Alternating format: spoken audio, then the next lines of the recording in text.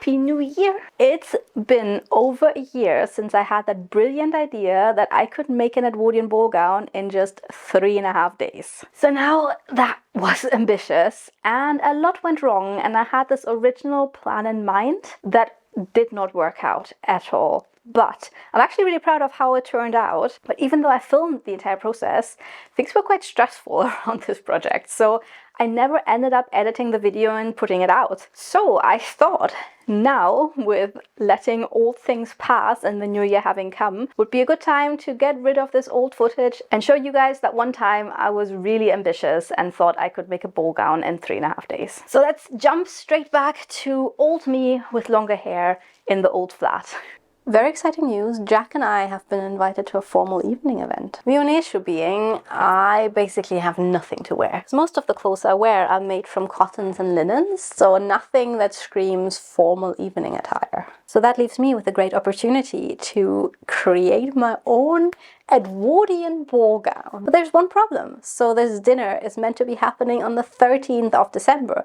And why is that a problem, you may think? Because today it is the 16th of November, so that is almost a month. But quite realistically, if you think about it, I can only sew on Saturdays. So today is Saturday, and then I have the 23rd, the 30th, I'm going to be in Germany, the 7th, and then the next Friday is already when the event is happening. So that leaves me with a total of 3 days, including today, to make this dress. And just as a little background, so there are some vintage dressing people here in Glasgow, and one of them has invited Jack for a formal evening event. So it's not one of those balls or anything major. So I could probably just wear whatever I want. But I have always dreamt of making an Edwardian ball gown. So I'm just like, this is my one opportunity. Because chances are I'm never going to go to one of those ball events because I am socially awkward and I don't like going out in the dark. So this is my one opportunity to make an over-the-top dress and actually wear it around people that won't care. So there is not a proper dress code. So we were told that we should wear formal evening attire, but as long as it's vintage, it doesn't really matter what era it comes from. So originally Jack said he would wear something that's more 1930s. So I was looking at 1930s things and thinking maybe I can match his outfit. It just wasn't me. So then I started looking at, options of what I could wear, just little dresses that I could make. But then I thought, or I could make that tall Edwardian gown of my dreams. So ever since Sosteen made that dress for Queen Estera, I was just like, I need to make something like it. So obviously what I'm going to make is by no means going to be as nice as what she made. So maybe try checking out her videos instead, because she actually did it very well and very proper and put so much effort into it, which I will not have the time for. So that's kind of the plan. Feeling a little bit nervous about this. I was talking to people at work about it, and I was just kind of like, well, if I manage to work between 8 and 12 hours each of the Saturdays, I should be able to do it. And they were like, isn't that a bit ambitious? And I'm like, yeah. I mean, the biggest problem really at this point is that I have just ordered some samples of taffeta. So I know you're going to hate me for this, but I know this is wrong. So don't come at me. It's not my choice. I am poor. I'm going to work with polyester taffeta because this channel just doesn't have the budget to work with silk. And also, realistically, I'm just going to wear it for a couple of hours. It's not going to be a garment that I wear every day because, normally I wear cottons and linens and I hate polyester. But just for this one single time, I will work with polyester, even though I know it's not the right thing to do. It's not going to be a reproduction. It's just going to be an Edwardian-inspired gown that is not 100% accurate. I will sew it with my little Singer sewing machine that is electric anyways. So, it's not going to be perfect. But it will hopefully still kind of have the right vibes. So I've ordered the samples, and I think I'm certain that I will go with a red because it's going to be like nice and Christmassy, and I already have some of the lace applications that I work with. Today I'm just going to start with making the lining / mock-up. So I'll start on the bodice part and I'll try and fit in it. I am going to be working with the satin gown Victorian reproduction PDF pattern 1890s, made from original 1897 pattern by Repeated Originals on Etsy. So I'll link that down below. So that's what I'll use for the top. So it has kind of like this little crossover bodice. It has little butterfly wings. So I've ordered some antique lace that is really, really beautiful that I'll use for the sleeves. Okay, so let's go. Yeah.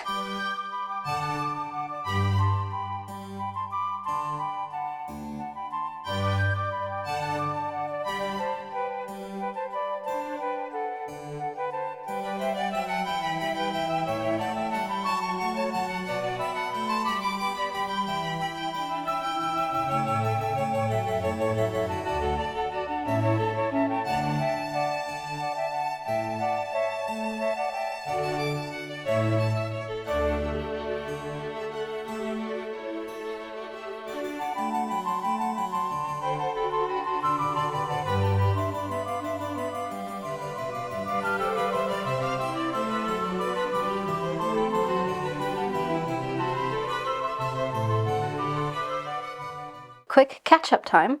This is the bodice.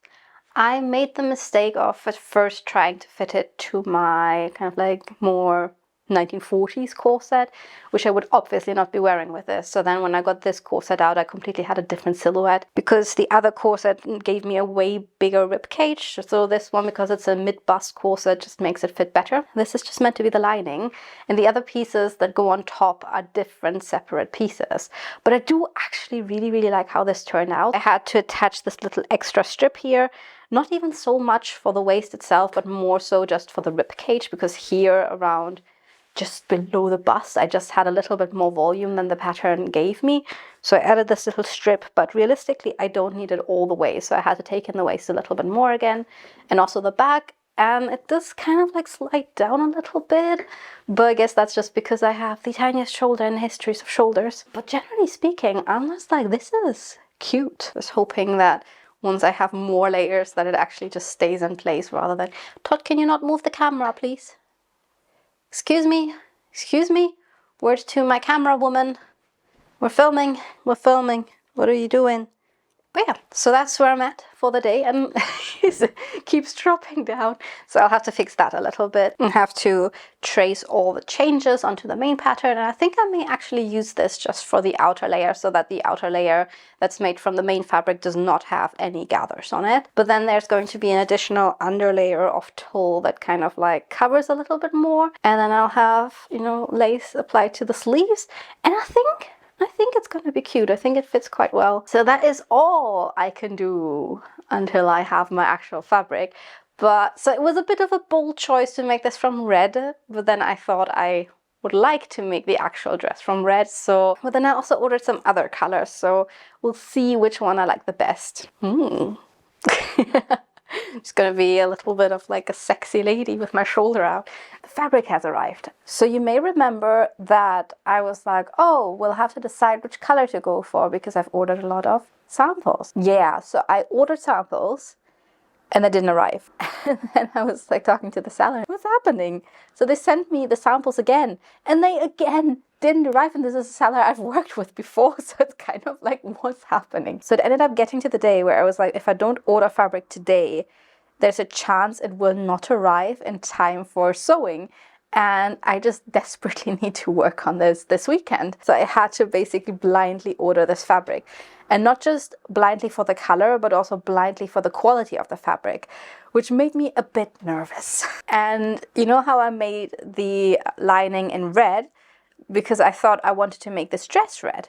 But then because I couldn't see the samples, I was way too terrified to actually order red fabric, because there's always the chance that you'll end up looking like a fire truck. So let me show you the fabric I decided to get. This looks very brown on the screen, but trust me when I say this is a very dusty rose color.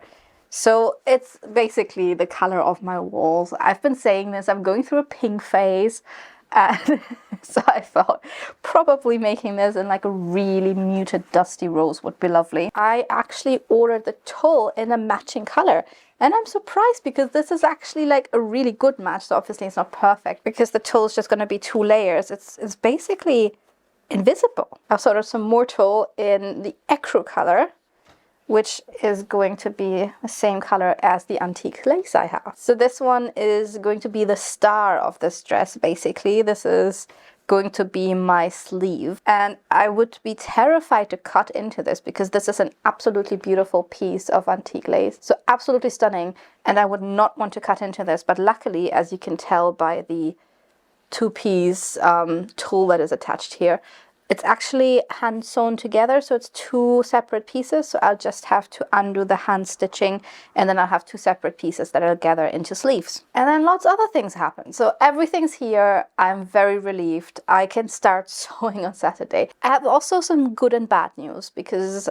first of all, the good news is Jack is going to be gone on Sunday. So that means I will now have a total of 3 more days to work on this. Perhaps even 3.5, because I'm off the day before I fly to Germany and I just need to wash clothes and pack and wash my hair. But that means I could probably do a little bit more sewing. The bad news is I will have to redo the lining.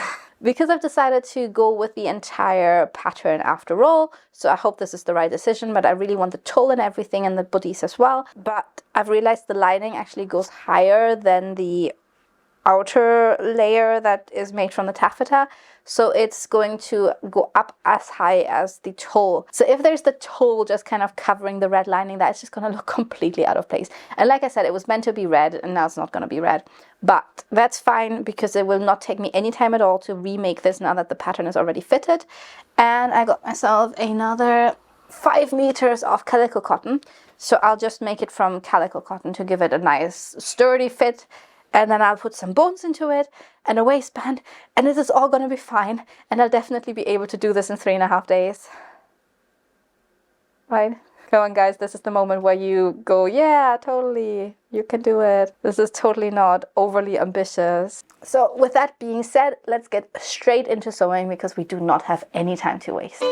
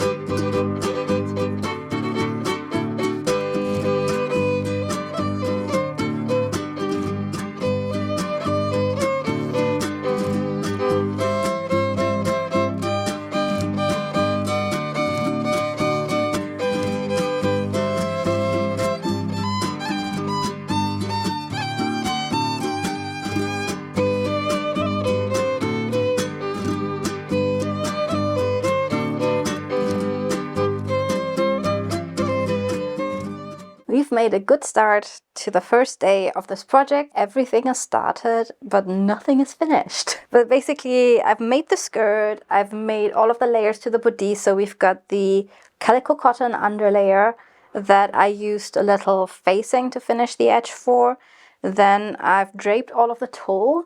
And then I've also made the outer layer, but I haven't really figured out how to finish the facing yet because I don't actually want it to be a visible stitch. So the skirt is probably the most finished at this point. It just needs to be hemmed, but I've decided I want to use a crinoline horsehair braid tape to give it a little bit more stiffness towards the bottom. This has been a wild day.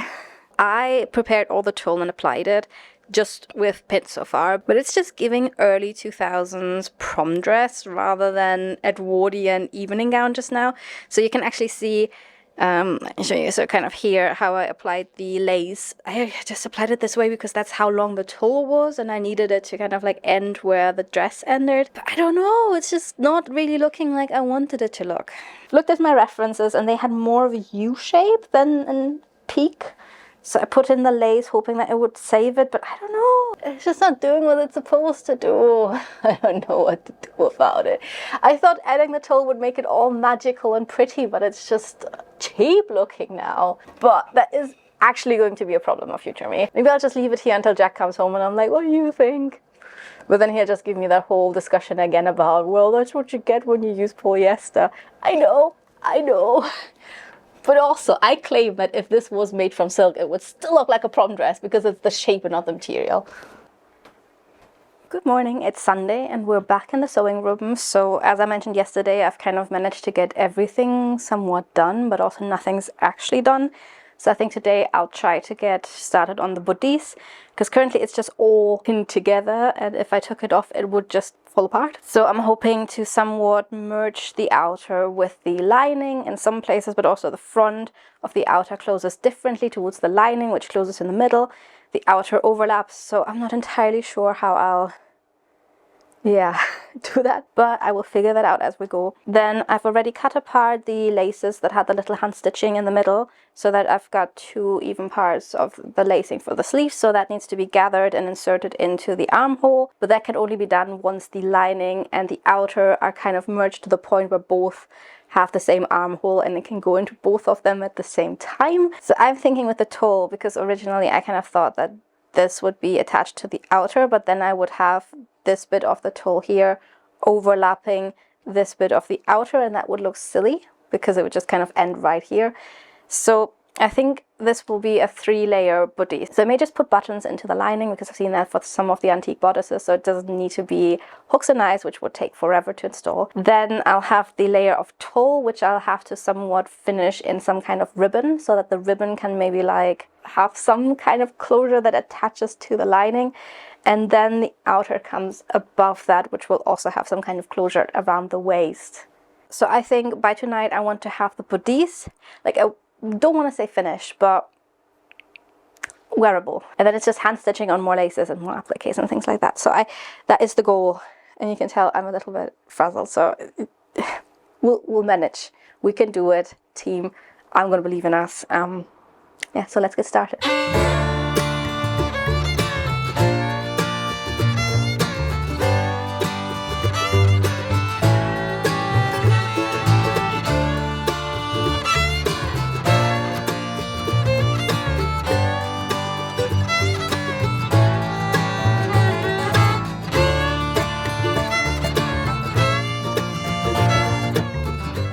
So I did end up binding all of the seams other than the side seams, because I thought if I ever was going to alter this, I'd probably have to get back to the side seams.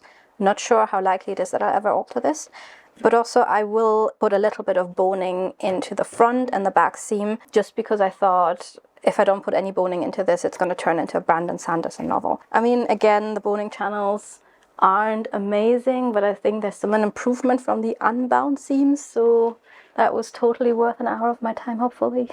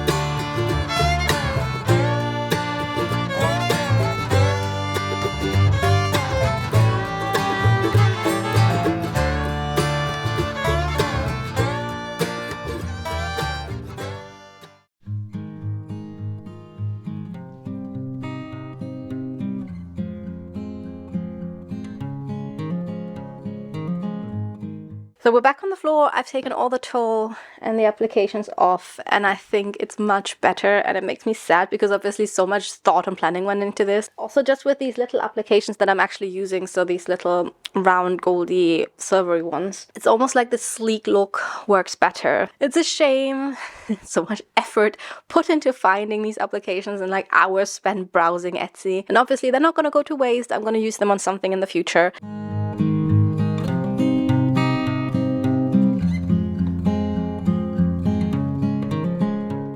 I've returned from Germany and I've finished the dress. So I did most of this off camera, as you may have noticed. The day before I left for Germany, I was quite stressed, but I managed to finish the entire hem and basically everything but applying some of the applications and the hooks and eyes and things like that. So the dress itself was finished. I just had to do a few more touches, and I'm so glad I did that, because yesterday, right after returning from Germany, I was so done. I was so tired. You know, traveling really isn't for me. And then the flight back there was actually a storm over Europe. In the end, it was so shaky, and I was, see, I'm just always so afraid of throwing up, but like really afraid of throwing up, and I was just crying the entire flight, and I was by myself, and I was just kind of like, I wanted to like ring for a stewardess and just be like, I need help, but also I'm a grown woman, I have to sit it out. So I came home and basically just like came into the flat and got up and started feeling really funny and fainted. Yeah. So traveling really isn't for me. Yeah, so yesterday I just spent the entire day on the sofa, wrapped in blankies, hand stitching appliques on, and that's good because that was the last day I had to work on this. Because on Friday it's time to wear this out, and I was telling my family in Germany that I was going to this dinner thing, and they were like, oh, is it like an entire ball or something? Like, how many people are going to be there? And I was like, I'd be surprised if it was 10. They'd be like, what, you made an entire gown for a dinner with like 5 people? I was like, yeah, like I don't really need an excuse to make stuff like this, you know, this is just what I do. But apparently that is weird to do something like this for a small occasion, but I mean, we're also doing it for a video, so everything's finished. It is currently in the cat-safe state where I've pinned the skirt up and just piled everything on top of my mannequin because I do not trust my cat. I think this was a ride, like not just because I went to Germany and I was feeling horrible around it, but also just everything. So in general, I'm really happy with how it turned out, and I feel like it is stunning and I'm going to feel gorgeous wearing it. I'm excited to show you the result. And with all of my rambling done, I will see you in the reveal.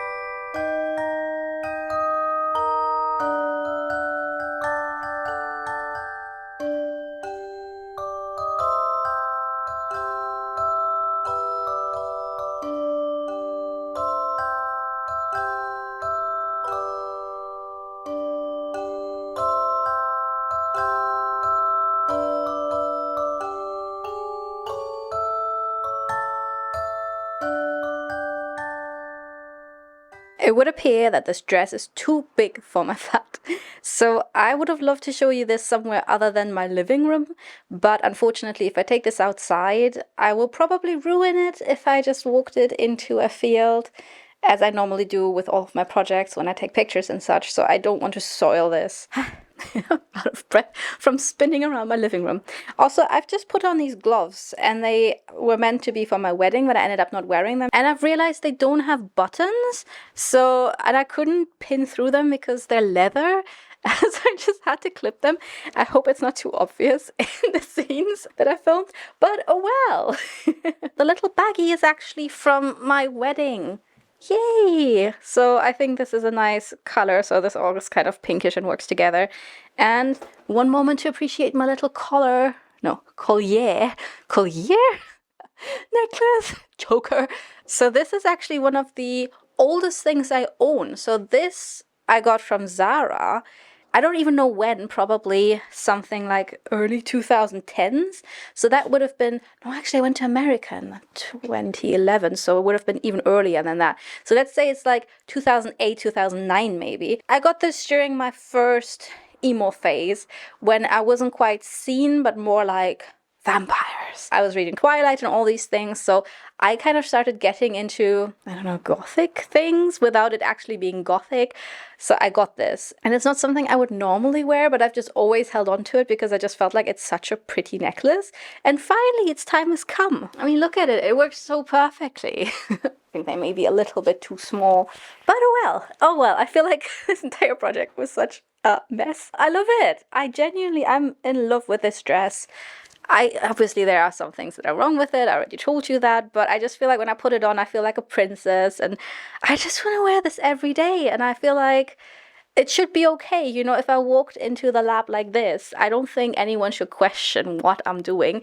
I mean, maybe the train would be a little bit inefficient, like scraping over the floor and just collecting all the dust and all the chemicals. But other than that, this should just be normal day wear. I love it. I'm very happy with how it turned out, and I'm so happy I got the opportunity to actually make something like this, because I've been wanting to make something over the top for ages, but then every time I make something I'm like, oh, but it's better if it's something practical that I can actually wear, because most likely I'll wear this and then put it into my costume storage and then sell it in 3 years or something, unless I go to a little costumey ball at some point after all. But then again, that would be an opportunity to make something new. But I love it, and I feel like this is something I would love to wear to a wedding. But then again, you're over the top and everything. It's just modern clothing standards are not for me. But anyways, I enjoyed this. I didn't enjoy the entire process, but I enjoy having it now, and I hope you took something from this video. Welcome back, it is future me again, and I thought since it's been a year we could have a little chat about what I think I would do differently now. First of all, it actually turned out really pretty. I think it looked really nice on me, it fit me very well at the time, the color complemented my skin color very well. So considering the amount of time I had, this turned out as good as it could have possibly turned out. But I don't think you should attempt to make a ball gown in 3.5 days. It is honestly just not enough time. I think this would have benefited so very much from just having a little bit more time put into it. All of the bodice bits that I just awkwardly kind of like layered on top of each other have closures, but because I wasn't able to try it on and fit it and try it on and fit it, none of the closures actually are where they're meant to be. So the only way of getting this to close properly on me is to just pin everything. So the day we went to this event, everything was just pinned into place, and Jack was like, won't you have just needle stabbing you? And I'm like, I'm wearing a corset. So on the other hand, the whole tulle thing didn't work out because tulle is just way too stiff. And if I had ordered some samples, I would have known that, and I could have just ordered something like organza that is a bit more flowy. And I think that would have given me the exact silhouette I was looking for. On the other hand, all of the appliques are stunning and I'm so happy with them. But that's also where my main time and budget went for this project. So even though I cheaped out on the fabric, I did end up spending over £200 just on the appliques. And we're not even talking about the time I spent on this. Even though I've only spent 3.5 days on this, I did probably work around 12 hours each day, and then the half day was maybe 6 hours. So was it actually a half day? So we're talking like 42 hours. So just because it's always fun to talk about how much this would be worth if I was to sell it, which I'm not. So that would be 42 times £15 an hour, and that would be £630 plus the at least £200 I spent on the fabric. So this dress would easily be worth around £850, which I think is insane, especially considering it is not even well constructed. So that just makes me wonder, the original gowns that were worn in Edwardian days, obviously people would have spent way longer than 3.5 days making them, especially the Worth gowns that had all of these lovely details. How much were they? I mean, I'm sure you can look this up. If someone knows, let me know in the comments, because I'm honestly interested to know how much a dress like this would be worth back in the days. It has been in storage this entire time, so it is a little bit creased.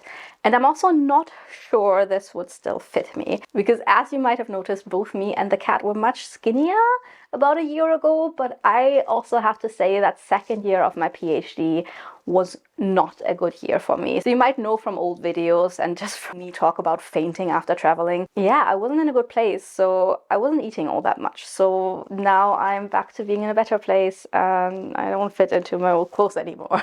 But with that, we're coming to the end of the video, so I hope you enjoyed this, even though it was like a mix and match of old and new video here.